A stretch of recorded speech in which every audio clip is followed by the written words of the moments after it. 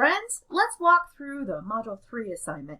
This is a little bit different than we've been doing in the past. What we're doing with this particular assignment is we're doing some self-reflection about how we perceive our topic.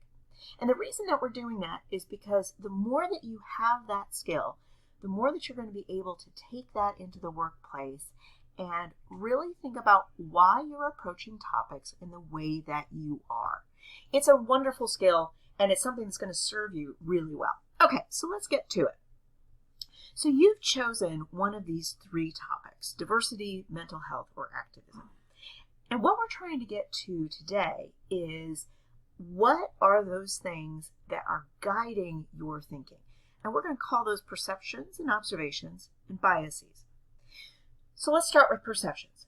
So when we think about how we perceive those topics, let's just think about that in terms of a dichotomy of positive or negative, right?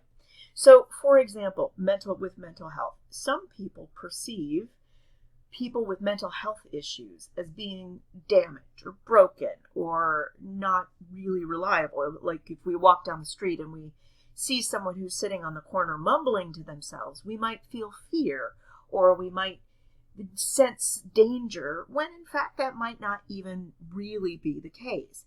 That's a perception. We have a perception of mental health as bad. That could come from a factor or experience that we've had. Maybe we have had a family member who had mental health issues. Perhaps we ourselves have had mental health issues. You might also have a really positive idea about how people can overcome mental health issues. And that, again, comes from your own experience. So what is that? With activism and diversity, the same way. Maybe you grew up very much in a singular bubble. Maybe you only knew people who look like you.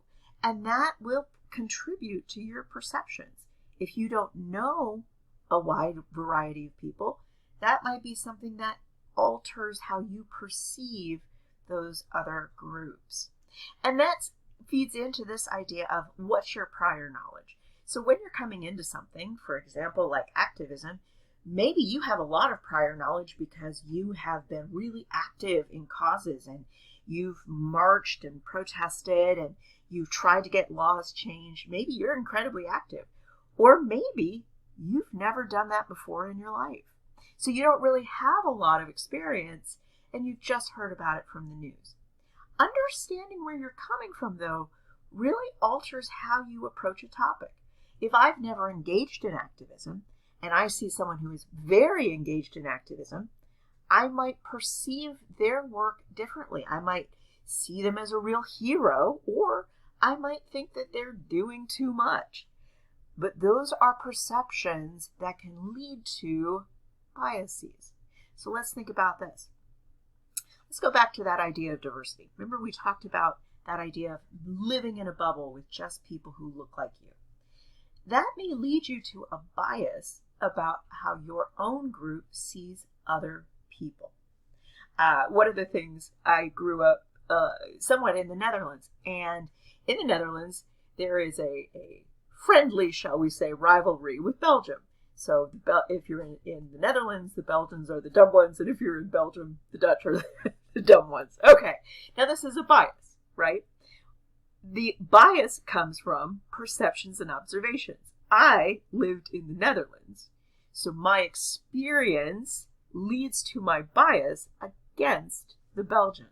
My prior knowledge about this topic comes from my experience living there, and then into this, I have an assumption that the Belgians are dumber than the Dutch. Not true. Also, the Dutch and the Belgians are both excellent people and not dumb. Okay. Where do you think those assumptions influenced your perceptions? Okay, so then this is asking you to go back and think through that. So let's use my example. I was in middle school, so I was at a very influential age when I lived there. And so I really enjoyed living in the Netherlands, and I was going to school with Dutch students.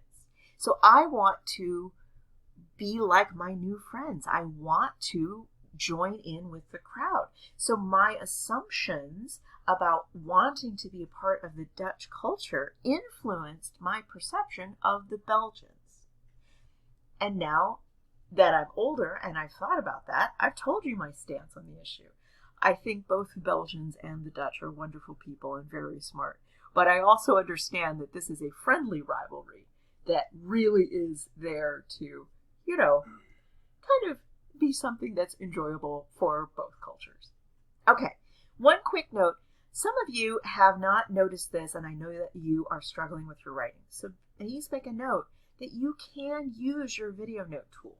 So if you want to put a quick little video talking about this just like I did, you're welcome to do that. I'd be pleased to see it. All right, great. Thanks very much. I hope that's helpful. Remember, reach out if you have any questions.